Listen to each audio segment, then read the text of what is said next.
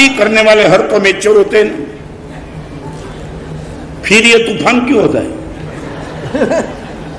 नहीं, मुझे जवाब दो।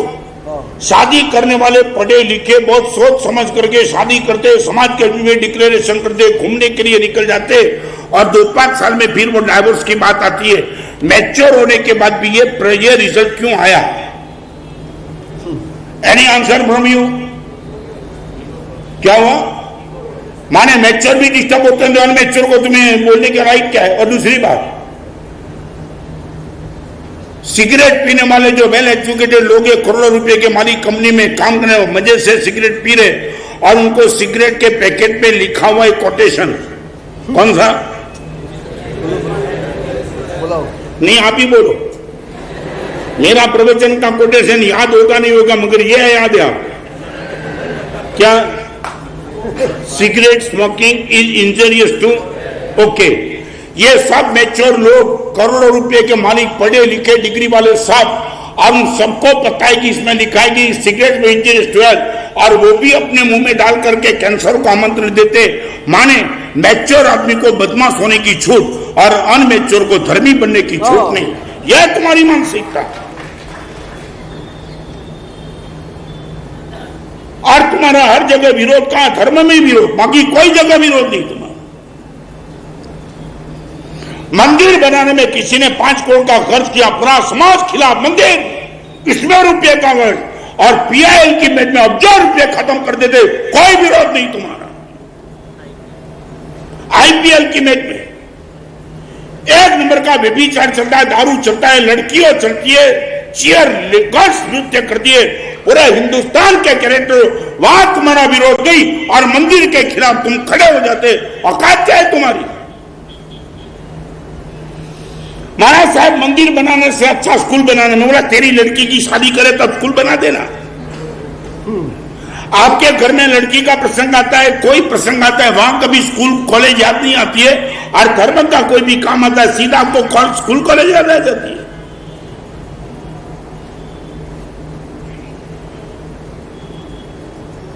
Number 3, loving caring.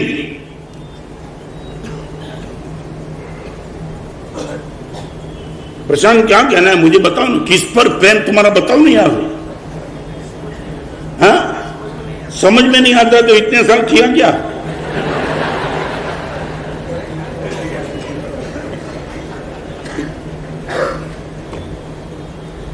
नहीं, तुम बोलो यार, इतने लोग, इतने इकट्ठे, सब क्या क्या करके बैठे हो, कितनी डिग्री, कितने तुम समाज में तुम्हारी गुडविल, तो किया क्या मैं पूछना चाहता हूं। અત્યાર સુધી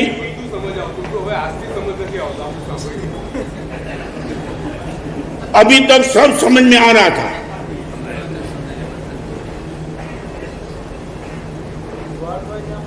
नहीं नहीं नहीं, वो प्रेम नहीं, वो सौदाबाजी है। वो बात मैं जो प्रेम की बात करता हूं वो definition, loving is the caring, सीधी बात। मैं इंदौर में चातुर्मा स्थान में आपको बताना चाहता हूं, कई लड़के ऐसे थे, मैं सोमवार का प्रवचन नहीं करता हूं ड्यू टू माई हेल्थ। लड़के लोग पूछने आए थे, महाराज साहब रोज इतने प्रवचन मस्त होते, सोमवार को विराम क्यों? नए नए लड़के थे, और मैंने बोला स्वास्थ्य के हिसाब से सोमवार को विराम करना जरूरी है, गले को आराम मिले तो 6 दिन अच्छा चले। ठीक है महाराज साहब। लड़के गए, और करीबन 14 लड़के ऐसे थे, हर सोमवार को दिनेश मेरा मौन होता था, उन लोगों का 24 उपवास होता था। महाराज साहब, आप मौन से ताकत प्राप्त कर लो, आप पर हमारा प्रेम है, हम उपवास करके भगवान को प्रार्थना करेंगे, हमारे गुरुदेव का गला अच्छा रखो। Loving is the caring. अब ये बोलो कि आपका मेरे पर प्यार है, बोलो।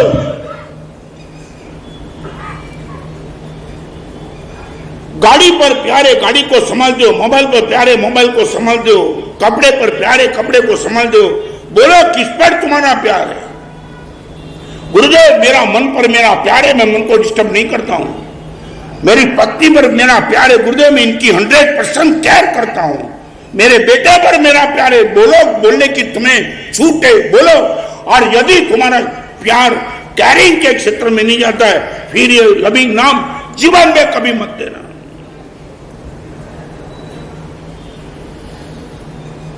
हेलो जिंदगी। आपको मालूम है, बताऊं, ये गच्छाधिपति ने आपने मुझे दिल्ली भेजा था।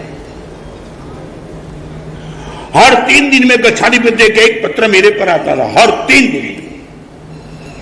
रत्न सुंदर महाराज सब छोटे साधु को लेकर के तुम वहां गए, और आपको बताऊं कैरिंग क्या थी। गुजरात अपार्टमेंट के पहले चातुर्मास में मैं इतनी गर्मी में बैठे बैठे गिर जाता था, वो गलत थी। और मैंने गच्छाधिपति को लिख दिया कि साहब यहां दिल्ली में रहना मेरे बस की बात नहीं है, मेरा बीपी बढ़ जाता है, बैठे बैठे मैं गिर जाता हूं।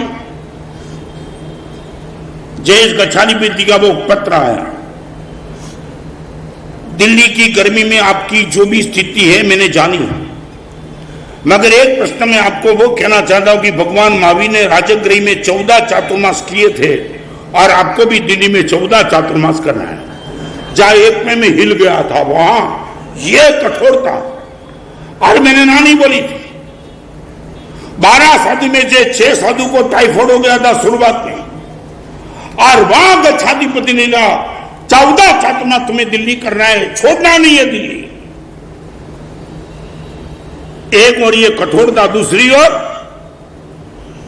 गर्मी के समय में गच्छाधिपति का खुद का हाथ का लिखा हुआ पत्र आता। रत्न सुंदर महाराज बद्दा साधु ने छास पीवડાવજો,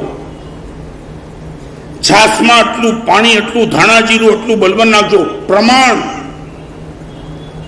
एक और गच्छाधिपति लिखते कि 14 चातुर्मास वहां करना, और दूसरी ओर एक गच्छाधिपति लिख के छाछ पीना और उसमें ये इतना डालना। क्या था? एक कैरिंग था, लविंग के साथ कैरिंग। मैं आपको पूछना चाहता हूं, तुम्हारे पास ये कैरिंग है क्या? दवा कुरियर करी थी, दवा कुरियर करी थी। आज हम मजा में, और एक बात, दीक्षा के जीवन में मां का प्यार और पिता का प्रेम यदि याद हमको नहीं आया है, इनका एक ही कारण, गुरु के प्यार ने सबको ओवरटेक कर दिया है। सबसे बड़ी हमारी ताकत है loving is the caring. Happy going, ego breaking, learning is the caring, learning is the improving. चौथे नंबर का क्षेत्र है। मेरा प्रवचन लर्निंग का चलता है, मैं आपको सिखा रहा हूं।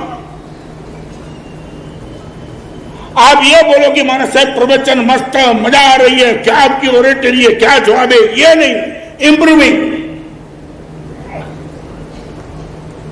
बाहर जाकर के आप बोलो गुरुदेव निश्चित तौर से परिवर्तन 100% शुरू हो चुका है। साथ बोलो आपकी बोलने की यह ताकत सिर्फ मेरे प्रवचन से नहीं, आपके अनुभव से, दुनिया में आपने जो जो अनुभव देखा वो अनुभव को लेकर के आपने आपके जीवन को बदल दिया है।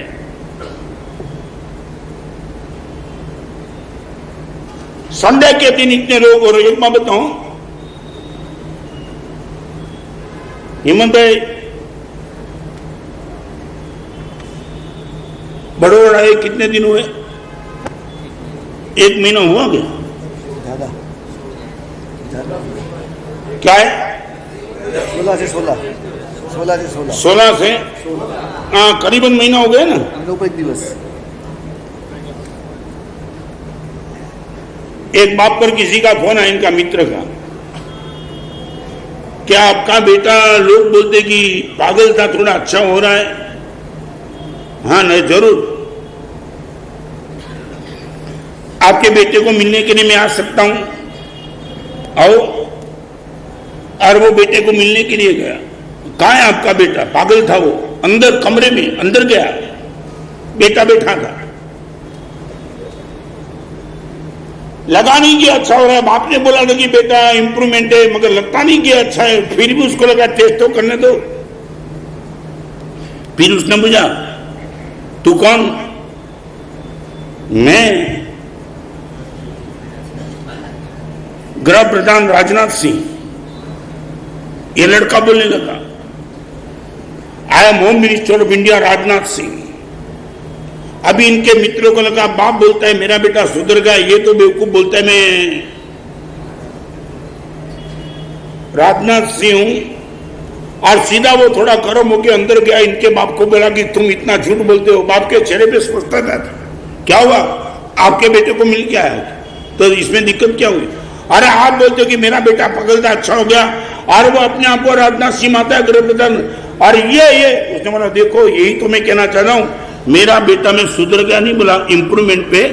कल तक वो अपने आप को पीएम मिनिस्टर नरेंद्र मोदी मानता था, अभी राजनाथ सिंह माना, धीरे धीरे ठीक हो जाएगा।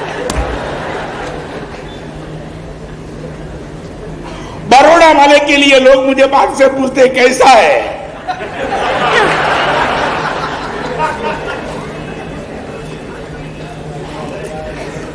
क्या बोलूं? 100% जो पागलपंती कैटेगरी थी वो थोड़ी कम हो गई।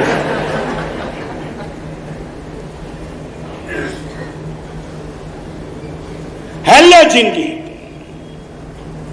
एक बात बताऊं, मैं वीआर करके आया, एक भाई ने मुझे बताया महाराज साहब बाइक की दुकान में, महाराज साहब मैंने पहली बार ऐसा कोई बोर्ड पढ़ा, दिनेश सुधरने वाले कैसे सुधर जाते जानबूझ करके, कभी कभी आनंद आनंद हो जाता है। वह बोर्ड लिखा एज 25 to 40 या कोई भी बाइक लेने के लिए आएगा और not more than speed 80 kilometre per year, उनको बाइक 50% कंसेशन में मिलेगा।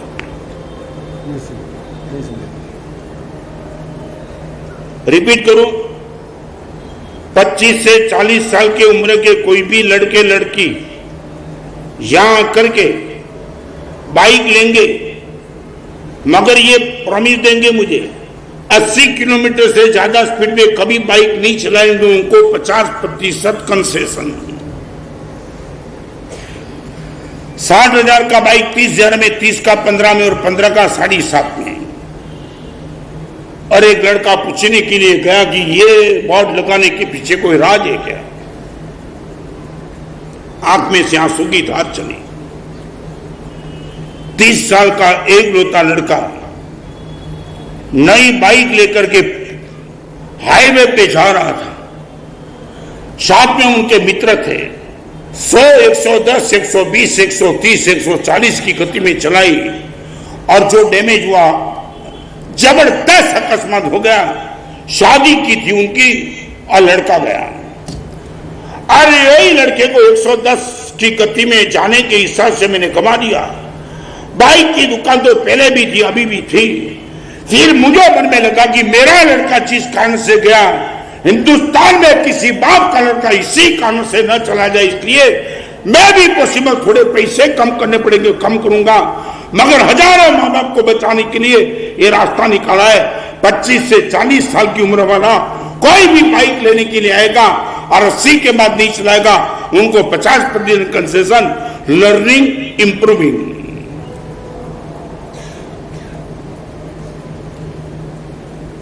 मेरे प्रवचन से आपके जिनमें इंप्रूविंग आपको लगता है आ रहा है? मुझे खुश करने के लिए मत बोलना, देंद्र में आ रहा है क्या? नहीं बोला ना, थोड़ा मुझे भी आनंद आता है। क्या है दिक्कत? क्या सुधार में दिक्कत क्या? नहीं नहीं नहीं, एक बात समझ, रॉन्ग साइड पे गाड़ी ले जाने वाला जब राइट साइड में आएगा तो दिक्कत इसलिए होगी कि गाड़ी रिवर्स में लेना है ना, और गाड़ी में कांच आगे लगे, रिवर्स में लेना, पीछे देखना पड़ेगा, तो दिक्कत तो होगी होगी। और एक बात बताऊं, एक बात आपको बताऊं, आगे जाने के लिए गाड़ी में 4 गियर है, मगर पीछे आने में सिर्फ एक ही रिवर्स गियर है, तो दिक्कत तो होने वाली ही है।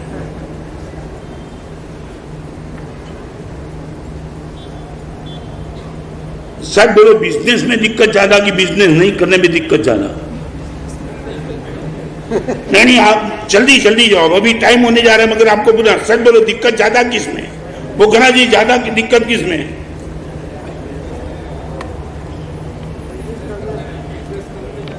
बिजनेस और नहीं करने में।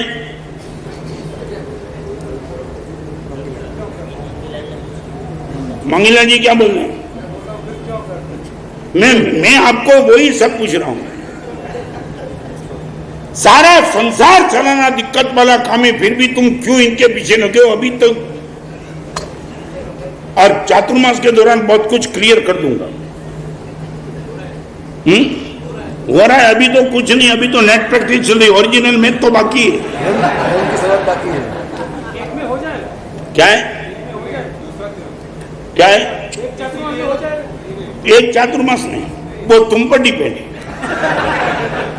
हमने तो इसीलिए दूसरा चातुर्मास आपसे मांगा है। एक बात बताऊं, सीरियस पेशेंट हो ना तो दूसरा चातुर्मास भी दे सकता हूं, मगर वेंटिलेटर पे हो इनके लिए बहुत उम्मीद नहीं होती।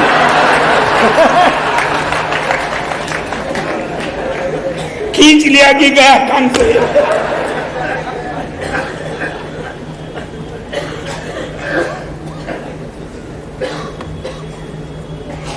Happy going, ego breaking, loving, caring, improving, learning, improving. Hello जिंदगी के 4 सूत्र और 5वें नंबर का सूत्र है ओके से। ओके से चाहे जीवन में कोई भी दिक्कत आ जाए और आपके लिए बोलने की ताकत है, एवरीथिंग गुड गोइंग, ओके। आज स्ट्राइक पड़ी बाजार में, ओके। पेमेंट लेने के लिए गया था, पेमेंट वाले ने पेमेंट नहीं दिया, ओके। बहुत गर्मी के समय में रात को नींद आई, ओके। ये बोलने की ताकत, ओके से, नो कंप्लेन। एक बार तुम प्रयोग करो, फिर तुम देखोगी क्या तुम्हारे पास ताकत बन जाती। मैं बताऊं, यहां बैठने वाले को अतुल लड़का है सुरेंद्र नगर का, वडवान, जिनका नाम अतुल के साथ बापू नाम जुड़ गया है। यहां बैठने वाले सभी को मैं कहना चाहता हूं, उनको मैं जब भी मिलता हूं, जब भी दिनेश तब लगता है कि मैं नहीं बोलूं, उनको मैं बोलने दूं। अपनी जिंदगी में अपने हाथ से उसने अपने शरीर में शायद 10,000 इंजेक्शन लिए हैं, 10,000 इंश्योरेंस के, एक दिन में 3।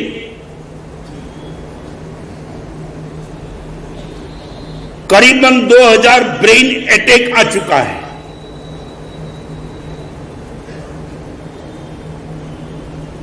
वडवान सुरेंद्रनगर का वो लड़का अतुल बापू जिनका नाम, जब भी मैं मिला, जब भी मानस साहब बहुत आनंद में। अतुल इंजेक्शन छोड़ा था मानस साहब। आप ये बोलो मानस साहब जीव दया का काम क्या होता है? 24 घंटे में 20 घंटे पांजरापोल में मिलता है। और ये लड़का चलते चलते रास्ते में गिर गया, गटर में गिर गया। किसी मुसलमान ने भी उसको देख लिया, अतुल के मुंह में शक्कर डाल दी, वो खड़ा हो गया। पूरे वर्तमान में सभी को पता है कि अतुल कौन सा मरीज है। माने घोड़ा गाड़ी वाला, रिक्शा वाला, कोई मुसलमान, कोई भी। और ये चलते चलते गटर में गिर गया, उठा लिया, मुंह में शक्कर डाल दी, और 2 मिनट के अंदर वो सीधा पांजरापुर में चला गया, सीधा। माना साहब करीबन 4 साल की उम्र से इंजेक्शन ले रहा हूं, 8 साल की उम्र से अपने हाथ से ले रहा हूं, रोज की 3। और रात को माना साहब ब्रेन अटैक आता है तो मम्मी माना साहब मुझे अतुल आवाज इसलिए लगा दिए कि अतुल शांत तो नहीं हो गया। मैं हाँ बोलता हूं, तब मम्मी को लगती है अतुल जिंदा है। 10,000 इंजेक्शन और 2,000 ब्रेन अटैक के बाद भी उनके मुंह से कभी भी नेवर शिकायत निकली होगी। जब भी पूछो ओके माना साहब।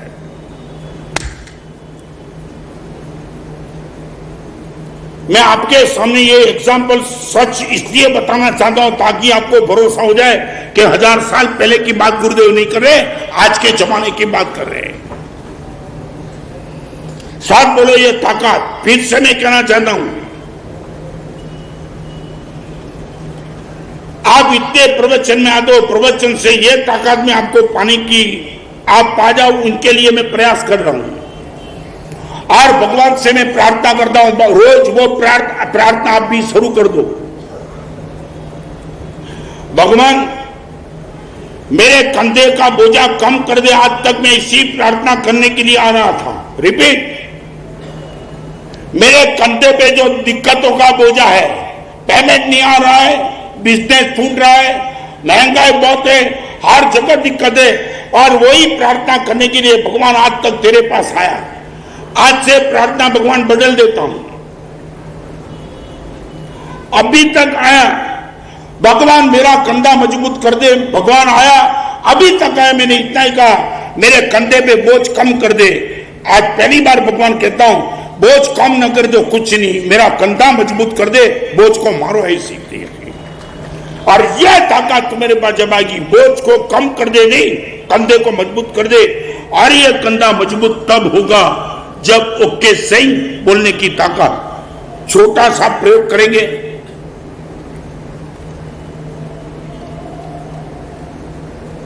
पांच मिनट का जो दुख है ना, उसमें ओके सही बोलो। यहां बैठने वाले को सभी को जो दुख का आयुष्य सिर्फ 5 मिनट है, उनको ओके सही बोलो। 5 मिनट, 100% 5 मिनट के बाद दुख नहीं रहने वाला है, उनको ओके सही बोलेंगे। पुगरा जी नहीं समझे, 5 मिनट का ही दुख।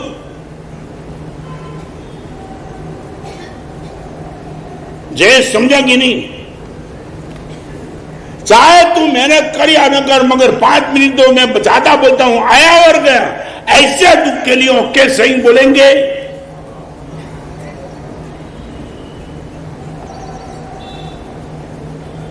सच बोलो, मैं आपसे सच बोलो, कौन सा दुख ऐसा है कि जिनका आयुष्य सिर्फ 5 मिनट का है?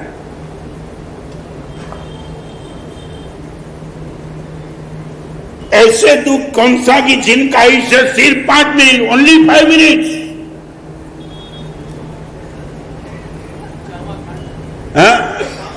हाँ, चाय में शक्कर नहीं, वो दुख कितना?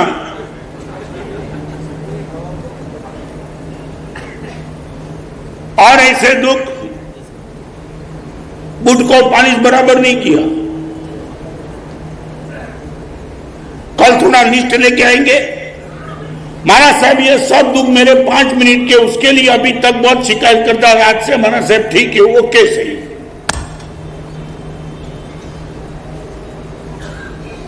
आज हर बहन खुश हो जाएगी कि तुम्हारी हर झंझट 5 मिनट के दुख के लिए ही होती। और यह ताकत कम से कम तुम्हारे पास आ जाए तो लंबे टाइम के दुख के लिए तुम्हारी यह ताकत बनी रहेगी। 5 मिनट के दुख को भी जो ओके नहीं बोल सकता है, वो 500 मिनट के दुख के लिए ओके बोलेगा। वो कैंसर में ओके बोलेगा, वो डायबिटीज में ओके बोलेगा, वो 5 करोड़ का लॉस में ओके बोल पाएगा? नहीं। एक छोटा सा प्रश्न फिर आगे विराम देता हूं। आपके हाथ में पुखरा जी 10 की नोट लेके तुम निकले हो, और पीछे से एक आदमी आया, आपके हाथ में 10 की नोट उठा के भाग गया। बराबर है? बराबर सुरेश जी? एक बात वो। आज दूसरी बात वो, आपके हाथ में 10 की नोट थी, हवा का झोंका आया, उड़ गया और गटर में चली गई। दो में से ज्यादा डिस्टर्ब कब?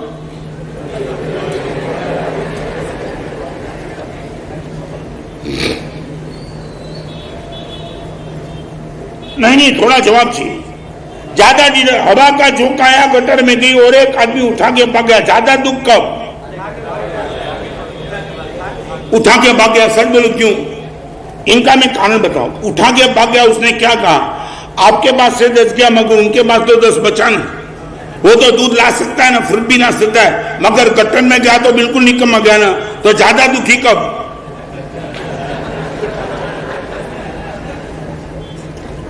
नहीं, लॉजिकली बताओ, ज्यादा दुखी कब?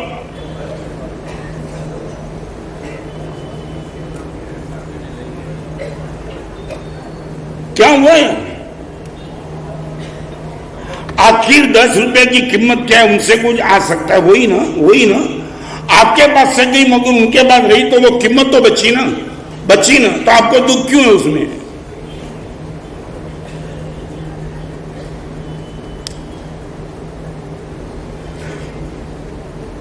गटर में में गई उनका आनंद।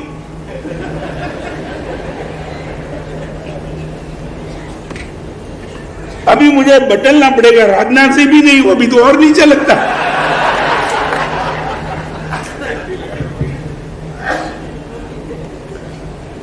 नहीं, कोई लॉजिक आपके पास हो तो बताओ, फिर मैं प्रवचन को विराम देता हूं, मगर I would like to know logic from you. क्या है? ईगो हर्ट होता है तो हवा से बचाना था ना। ईगो तुम्हारा हर्ट होता है तो हवा से बचाना था, और ईगो है किसका ये तो बताओ। ईगो तुम्हें किसका है वो तो बताओ यार।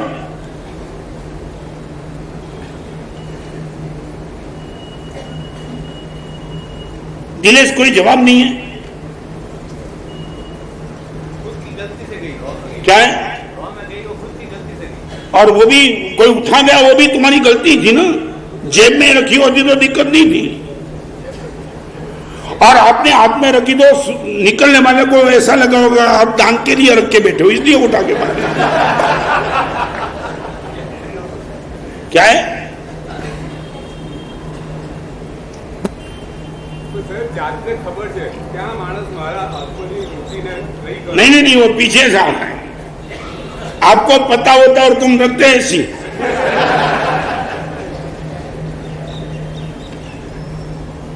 तुम ऐसे उदार तो नहीं हो, मुझे बिल्कुल मालूम है। मैं जो बताता हूं नहीं, हमारी मेंटालिटी की बात करना चाहता हूं। 10 का लॉस हमें डिस्टर्ब नहीं करता है, मगर कोई आदमी उठा जाए, आप ये मानते हो इनकी ये औकात, ये आपका मन।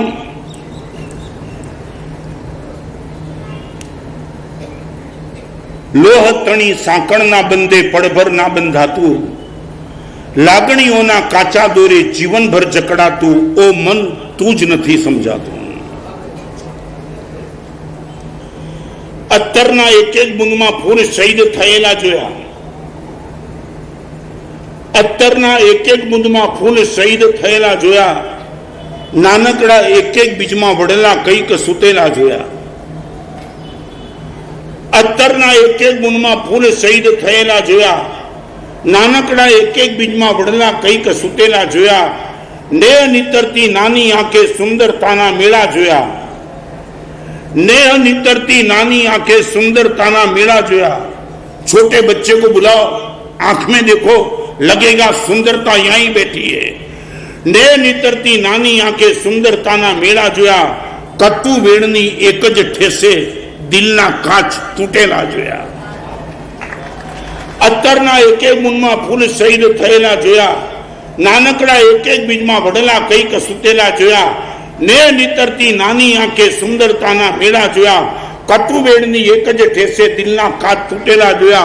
बुजदिलना को लुखा हास्ये आंसू लाख थीजेला जोया, शंकाना को विष घूटमा दीर्घ प्रेम मरेला जोया। आश तणा को काचा दोरे जीवतर कईक चुकेला जोया, आश तणा को काचा दोरे जीवतर कईक चुकेला जोया। आश तजी अवधूत बनेला मस्त फकीरो विरला जोया। कोई कबार मिल जाता है। ये बरोड़ा इतना प्रवचन सुनने का आप सबका लगा। एक दो बात मैं आपसे गंभीरता से करना चाहता हूं। 1000 साल पहले हो चुके पूज्यपाद आचार्य भगवान समदेव श्रीश्वर जी महाराज रचित नीति वाक्यामृत ग्रंथ, शायद आपने वो ग्रंथ का कोटेशन पढ़ा नहीं होगा। एक से बढ़िया कोटेशन पर 4 महीने तक प्रवचन चलेगा। अभी वो ग्रंथ नहीं, इसके अलग अलग सब्जेक्ट ले रहा हूं, वो ग्रंथ के माध्यम से वो चलेगा। आसमान में उड़ने का मन होगा।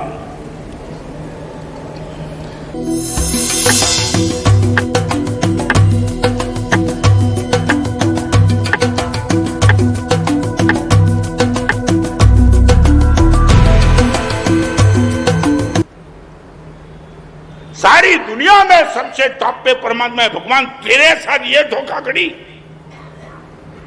कोई देखने वाला नहीं है। किसने मुझे फोर्स किया था? मैं खुद डाल रहा था। 1 रुपया भी नहीं डाला होता तो मुझे फर्क पड़ता, आपको कहां फर्क पड़ता था?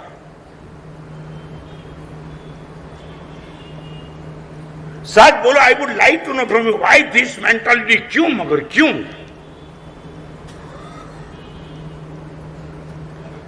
दीपक भाई इनका जवाब क्या है? नहीं, मेंटालिटी के पीछे राज क्या है, मैं पूछना चाहता हूं। नहीं नहीं नहीं, क्यों, क्या करना चाहिए वो मत बोलो, वो तो छोड़ो यार। क्या होना चाहिए नहीं, क्या नहीं होना चाहिए वो कहने के लिए बात मत करो। मैं आपसे पूछना चाहता हूं, क्या होता है, तुम क्या करते हो? यही ना, मैंने जो बोला वही करते हो ना।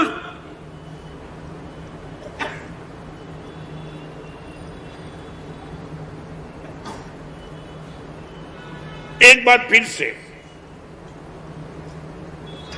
आपने देखा होगा पानी फ्रिज में रखो बर्फ बन जाएगा, बर्फ को बाहर निकालो पानी बन जाएगा, पानी को गैस पे रखो भाप बन जाएगी, भाप ठंडी हो जाएगी, पानी हो जाएगा। ओके,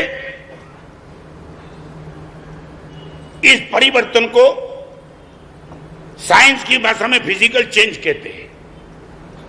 पानी का बर्फ, बर्फ का पानी, पानी की भाप, भाप का पानी, पानी के पानी का बर्फ, बर्फ पानी भाप, ये बदलता रहेगा, ये इनको फिजिकल चेंज कहते हैं। और दूध में जामन डालो, दही, आप दही को 1 दिन 2 दिन 5 दिन रखो, दही दही होगा, रिवर्स में दूध नहीं होगा। आगे यदि दही को आगे चलो मक्खन बन सकता है, मक्खन के बाद वो दही घी बन सकता है, नो रिवर्स, बराबर है। माने दूध दही में गया, दही में से मक्खन में गया, मक्खन में से घी में गया, इनको बोलते हैं केमिकल चेंज। एक है फिजिकल चेंज, नंबर 2 है केमिकल। ओके, आप घर से प्रवचन में आए, आर्य प्रवचन सुनते सुनते आपके मन में भाव टॉप पे चले, पानी फ्रिज में आया, बर्फ बना, और अभी घर पे गए और फिर यदि आपका मन वही बन गया तो यह है फिजिकल चेंज। समझे मैं क्या कहना चाहता हूं? घर से यहां आए तो आपका मन का भाव बदल गया, कोई दम नहीं कर दो पक्का। आपके मन में आता है माना साहब क्या क्या कर डालू, क्या क्या कर डालू, अब से जीवन को बदलना है, मगर वो वहां तक जैसे ही तुम घर पे गए तुम्हारा मन बदलता चला और वही स्थिति पे तुम पहुंच गए, इनको बोलते हैं फिजिकल चेंज। और यहां आने के बाद तुम्हारा मन जो था वही मन को तुम पकड़ के बैठे, नहीं अभी चेंज पक्का है, और इनको बोलते हैं केमिकल चेंज। और एक बात मैं बताऊं, आपका मन का फिजिकल चेंज आता है, वो ताकत तुम्हारी नहीं, वो ताकत मेरी है। मैं आपके मन को बदल देता हूं मेरे सामने, मगर घर पे जाकर के भी आपका मन वैसा ही बनता रहता है, वो ताकत मेरी नहीं है, वो ताकत तुम्हारी खुद की है। मैं आपको पूछना चाहता हूं, सच बोलो, प्रवचन के माध्यम से तुम क्या चाहते हो, फिजिकल चेंज की केमिकल चेंज?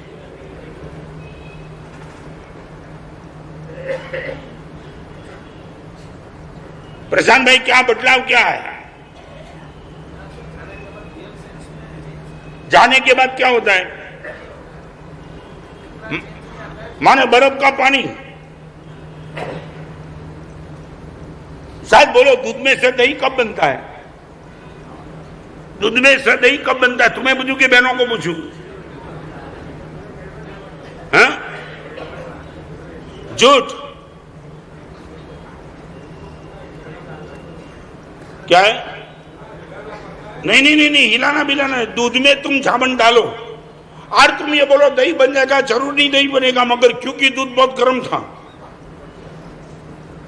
गैस पे उतारा हुआ दूध, गरम गरम गरम गरम दूध, उसमें तुम जामन डालेंगे, जामन भी बेकार, दूध भी बेकार। शायद बताऊं, कई लोग मुझे पूछते माना साहब आपका जामन हमारे जीवन के दूध में जाने के बाद भी दही क्यों नहीं बनता है? मैं बोलता हूं ये गरम गरम खोपड़ी रख करके बैठे, मेरा जामन बेकार गया है। सच बोलो, तुम्हारा दूध ठंडा हो गया अभी?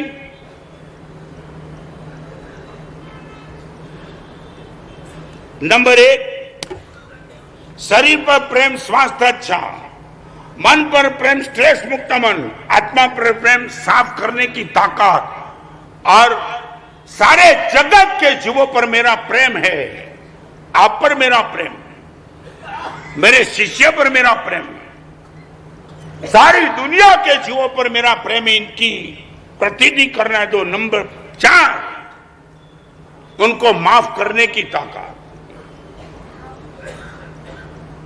खुद को साफ करो, वो आत्मा पर प्रेम। सामने वाले को माफ करो, उन पर तुम्हारा प्रेम। चलो मैं आपको पूछना चाहता हूं, माफ करने की ताकत आपके दुश्मन को आपके पास है क्या? मान लिया किसी ने पेमेंट डुबाया है, मान लिया किसी ने समाज के बीच में तुमने बेइज्जत कर दिया है, माफ करने की ताकत, वो इन पर तुम्हारा प्रेम पक्का। साफ करते चलो खुद को और माफ करते चलो सामने वाले को। सच बोलो, ये ताकत लेकर के बैठे हो, माफ करने की ताकत। क्या है? वैसा ही रहेगा, कोई दिक्कत नहीं है, तुम बदल जाएंगे। आप ये समझो, माफ करने से सामने वाला बदलता है नहीं बदलता है, मगर तुम बदल जाते हो। मेरे प्रवचन से तुम बदले कि नहीं बदले मुझे मालूम नहीं, मगर मैं रोज बदल रहा हूं।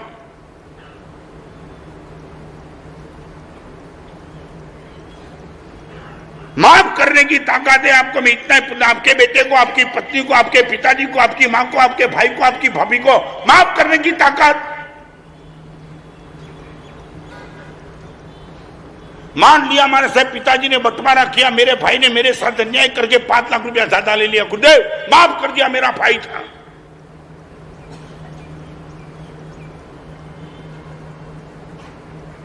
चलो इतना तो बोलो, माफ करने की ताकत। साफ खुद को करना है, माफ सामने वाले को करना है।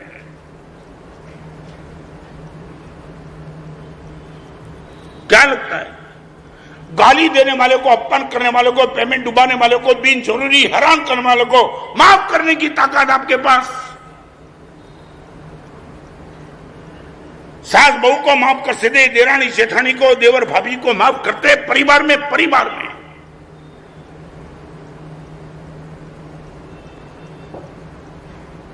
Love is the life and life is the love. यही तो हमारी जिंदगी है। खामे में सब्बा जीवे सब्बे जीवा खमंत में, यही भगवान का सिद्धांत। सारी दुनिया को माफ करने की ताकत परमात्मा महावीर ने रखी है। वही भगवान का शिष्य में, मेरे पास ये ताकत क्यों नहीं है? आपको क्या लगता है? नहीं मुझे बताओ दीपक भाई, ये नहीं, ये ताकत आपकी है। ताकत सूरत का वो लड़का था, महाराज साहब मेरी फैक्ट्री में करीबन 70,000 रुपया, महाराज साहब जिनकी सैलरी 5,000 रुपया दी, वो 70,000 रुपया मेरे पास ब्याज के लिए रखने के लिए आया, नौकर।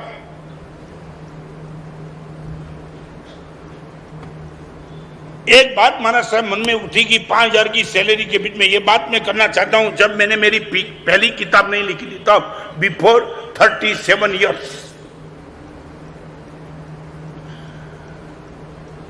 महाराज साहब 70,000 रुपया लग तो लिया, मगर 4 दिन के बाद पता चला कि अपनी फैक्ट्री में एक डायमंड का पैकेट गुम हो रहा है, जिनकी प्राइस 70,000 रुपया है। थोड़ी शंका हुई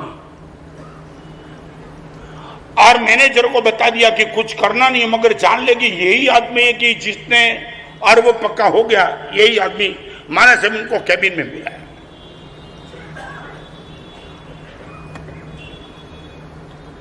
मैं आपको पूछना चाहता हूं, उसने क्या किया, क्या कहा, नहीं पूछना। सच बोलो, आपके ही जीवन में यह प्रसंग बना हुआ हो, आपका प्रतिभाव क्या?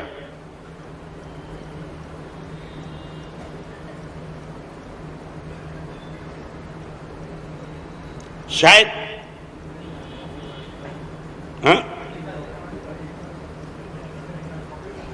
नौकरी से, ओके,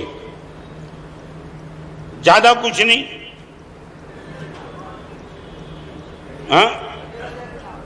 70,000 उनको दे दो कि ले लो।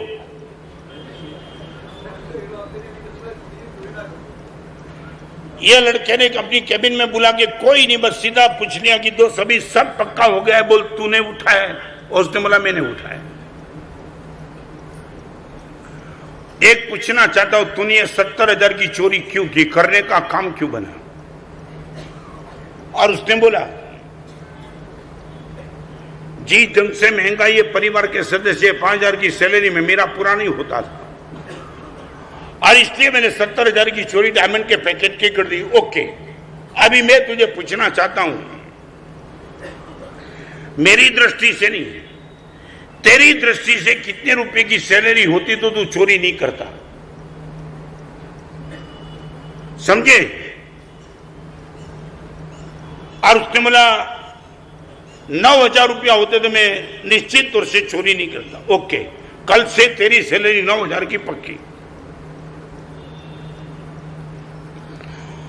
70,000 रुपया जो तूने उठाया है वो तेरे पास ही रखना।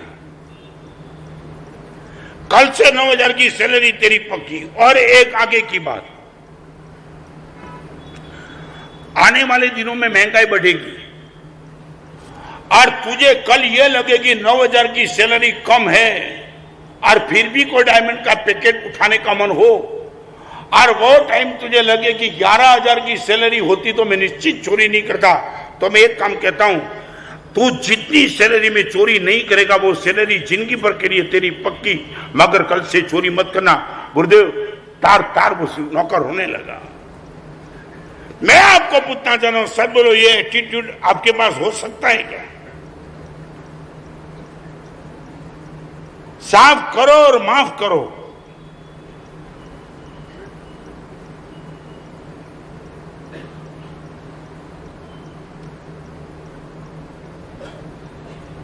आप सुन तो लेते हो मगर आपका मन कहीं दुविधा में, ऐसा लगता है क्या दिक्कत क्या है, माफ करने में दिक्कत क्या है?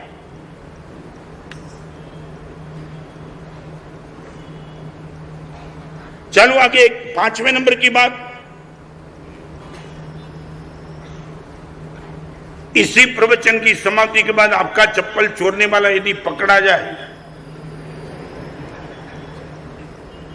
चप्पल कम से कम भेंट दे देंगे।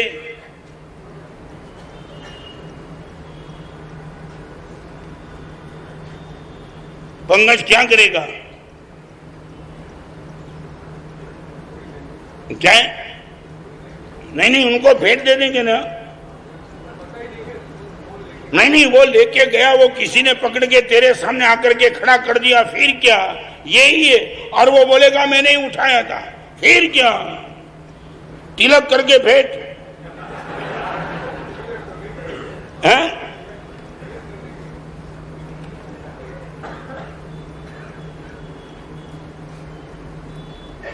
एक बात मैं बताऊं, तुम बाहर जाकर के कभी कभी कमेंट भी करते हो कि महाराज साहब की हर बात बराबर, मगर महाराज साहब प्रैक्टिकल नहीं है। तुम नहीं समझे, नहीं समझे तुम? क्या है माफ करना? आपको एक बात बताओ, एक काम करो, 2 बार माफ कर दो, तीसरी बार देखना। हाँ, तो करने देना। फिर क्या तुम्हारे रोड पे तो नहीं आते हो ना? क्या व्यवस्था खराब हुई? और तुमने सजा करके कौन सी व्यवस्था बनाई के रखी है? अरे आपको मालूम नहीं, तिहाड़ जेल में मैं गया नहीं, मगर तिहाड़ जेल, एक बात बताऊं, मैं कभी जेल में जाता हूं मगर ऐसे नहीं गया। मेरे दिल्ली के चातुर्मास में तिहाड़ जेल का इंस्पेक्टर मुझे मिलने के लिए आया और 18 साल तक तिहाड़ जेल में इंस्पेक्टर था पुलिस, और उसने मुझे कहा माना साहब आपके प्रवचन में रोज आता हूं। मैंने बोला तिहाड़ जेल का अनुभव क्या बोलता है? माना साहब अनुभव कुछ नहीं बोलता है, आप जो बोलते हैं वही मेरा अनुभव है। एक भी अपराधी डंडे से नहीं सुधरता है, जो भी सुधरा सब अपराधी प्रेम से ही सुधरते, डंडे से कोई नहीं सुधरते। तुम ये व्यवस्था भी करने की बात करते हो, एक को माफ करो दूसरा करेगा, दूसरे करोगे तीसरा करेगा। तुमने माफ कितने लोगों? और एक बात बताऊं, यहां तुम बचाते हो, तुम्हारा कितना निकल जाता है तुम्हें मालूम है? यहां तुम बचाते हो मगर कितने लोग तुम्हारा उल्टा सुल्टा कर देते मालूम? क्या नहीं समझे तुम? एक सेठ घर पे भोजन में बैठा था, पत्नी मायके की थी और थाली में रोटी थी, रोटी में घी भरा था, करोड़पति मगर कृपण। रोटी उठाई, घी की नदी, गर्म हो गए, पैसा चिकार, मगर इतना घी, और चौके में रसोईया काम कर रहा था। इतना घी किसने डाला? वो चौके रसोई में से बाहर आया रसोईया। सेठ गरम थे, सेठ को देखते हुए उनके चेहरे पे कुछ नहीं, मुस्कान। नालायक सुनता है कि नहीं? सेठ शांति रखो, क्या पूछना क्या चले। फिर से रोटी उठाई और घी, इतना घी डाल दिया तूने रोटी में, इतना घी। और रसोइया ने हाथ जोड़ के सेठ को जो है, सेठ एक बार बताऊं, मेरे खाने की रोटी आपकी थाली में किसने रखी?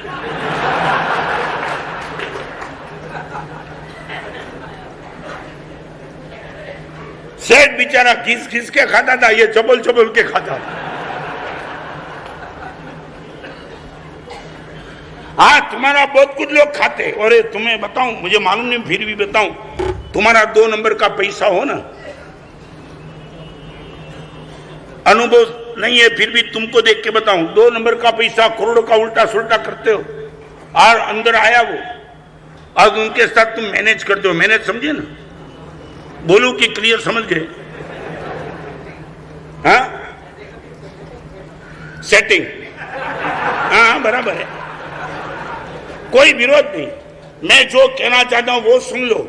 सेटिंग करते हो और मेरे जैसा कभी आपको पूछता है और आप मेरे से खुले हो ना, तो मुझे क्या बोलते हो, महाराज साहब बहुत सस्ते में हो गया। और बताऊं, उनको 25 लाख रुपया देने के बाद तुम मुझे बोलते हो महाराज साहब बहुत सस्ते में हो गया। और यहाँ संघ का कोई चंदा इकट्ठा होता है, वहां 2 लाख देने की बात होती है, महाराज साहब बहुत भारी पड़ता है। वो बदमाश को 25 लाख सस्ते में और यहाँ 2 लाख के लिए तुम बहानाबाजी करते हो, यही तुम्हारी औकात है। सस्ते में 25 लाख देने के बाद तुम ये खुश, सातों व्यसन के पूरे उनको 25 लाख देने के बाद चेहरे के मुस्कान, महाराज साहब बहुत सस्ते में गया। और धर्म के क्षेत्र में रुपया खरीदने की बात आती है, मेरे मन का भाव नहीं है, फोर्स मत करना मुझे।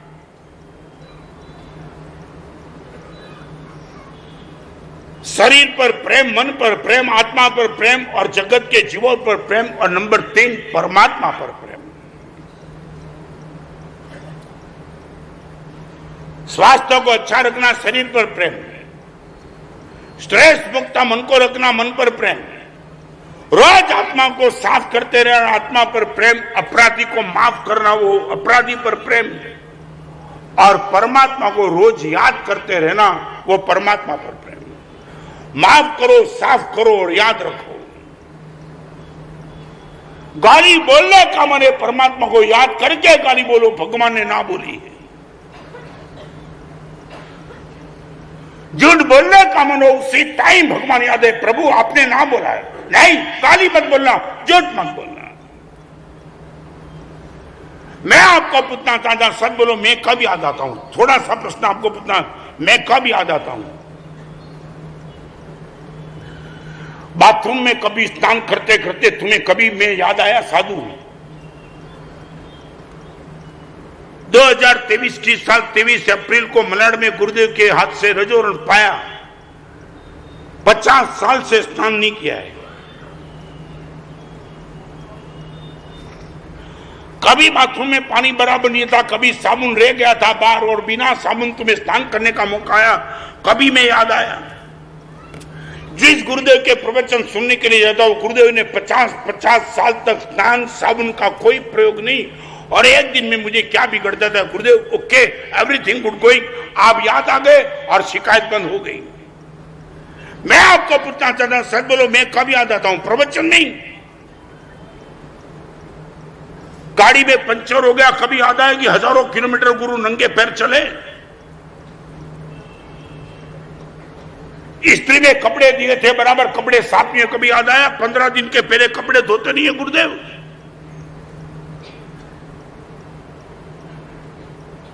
बाल तुम्हारा बराबर नहीं था, दर्पण गुम हो था, कभी याद आया कि जिंदगी में कभी गुरुदेव ने दर्पण में देखा नहीं?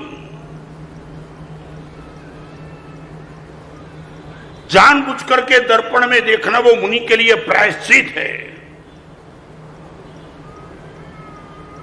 आप मुझे बोलो कब मैं याद आता हूं आपको?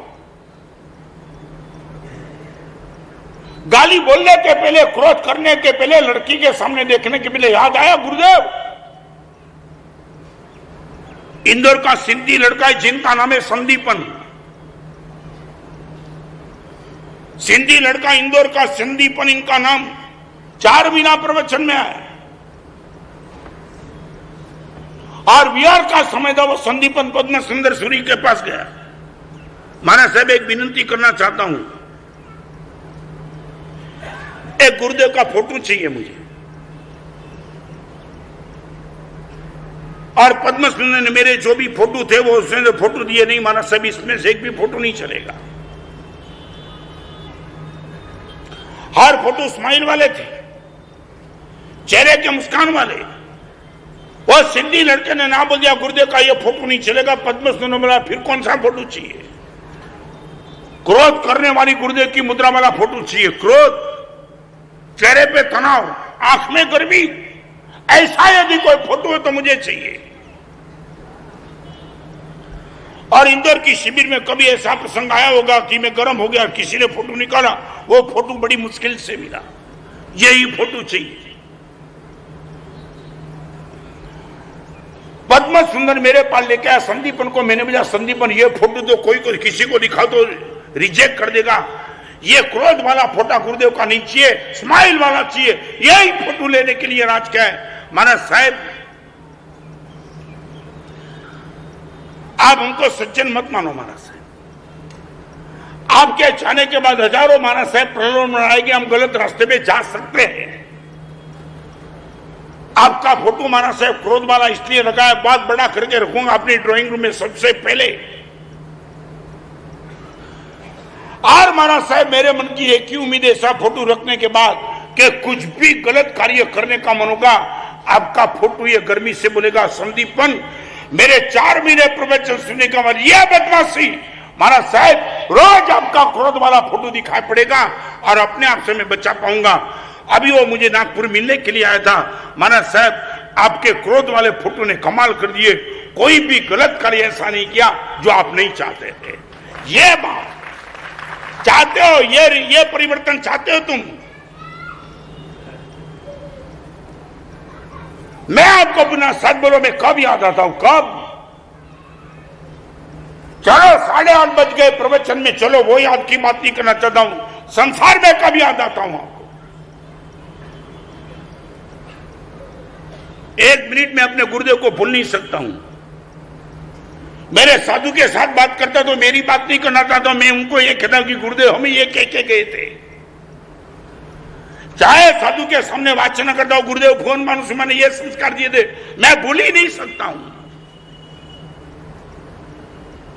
और मैं आपको इतना ही कहना चाहता हूं, आपको बाजार में मैं याद आ जाऊं, भोजन करते वक्त में आपको याद आ जाऊं, बाथरूम में और संडास में आपको याद आ जाऊं, मान लिया कि तुमने प्रवचन को सचमुच सफल करने का प्रयास शुरू कर दिया है। यहां आ जाओ याद वो प्रवचन की सफलता नहीं, बाजार में मंदिर में कुछ भी गलत करने के पहले मैं याद आ जाऊं, ना बुलाए गुरुदेव ने, अब नहीं करेंगे। माफ करो, साफ करो और याद करो। महाराज साहब खुद को साफ करने का प्रयास आज से शुरू, चाहे वो 1 सेंटीमीटर जितना होगा, मगर महाराज साहब 100% साफ करेंगे। माफ करने का प्रयास गुरुदेव, पिताजी को, मां को, पत्नी को और बेटे को तो कम से कम माफ कर दूंगा, वहां तो क्रोध नहीं करूंगा। बहुत बड़ी उम्मीद लेकर के आपके सामने बैठता हूं। संडे के दिन हजारों की संख्या में प्रवचन सुनने के लिए पागल बन के आना कोई मामूली बात नहीं है। सचमुच अंदर में कुछ न कुछ तो भाव है कि कुछ बदलने का प्रयास करना है।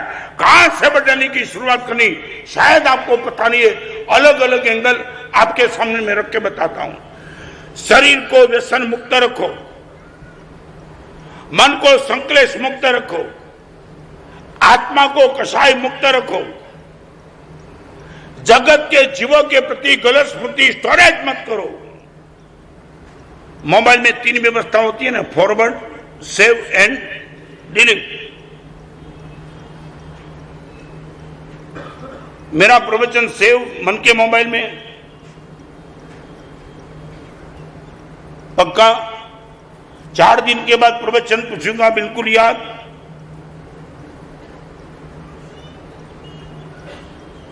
आप इतना प्रयास करना ये मोबाइल, मन का मोबाइल बहुत बढ़िया मिला है भगवान की कृपा से। तीनों व्यवस्था है, सेव, डिलीट एंड फॉरवर्ड। जहां भी आपको लगे प्रवचन को फॉरवर्ड करने जैसा है, वहां जितना हो सके उतना फॉरवर्ड करते चलो। ये प्रवचन को, मन को मोबाइल में सेव करते चलो। और कहीं किसी से गलत हो चुकी है, गलती हो चुकी है, आया है, वही टाइम उनको डिलीट करो और फिर देखो क्या जीवन में चमत्कार होता है, हो सकता है। और एक बात बताऊं,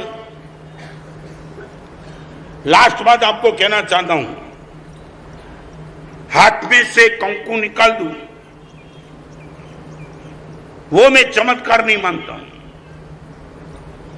आपको भी मैं कहना चाहता हूं, आपको मैं ऐसी कोई ताकत दे दूं, आपके हाथ में से कंकु निकलना लगे, वो चमत्कार मत मानना। आप मुझे पूछो माना साहब चमत्कार आप किसको मानते हो, मैं इनको चमत्कार मानते हूं। हाथ में से कंकु निकले वो चमत्कार नहीं है, आंख में से विकार निकल जाए वो श्रेष्ठ कोटि का चमत्कार है। और वही चमत्कार हम चाहते कि गुरुदेव ये ताकत हमें दे दो, आंख में से विकार हमारे खत्म हो जाए। Life is the love, love is the life.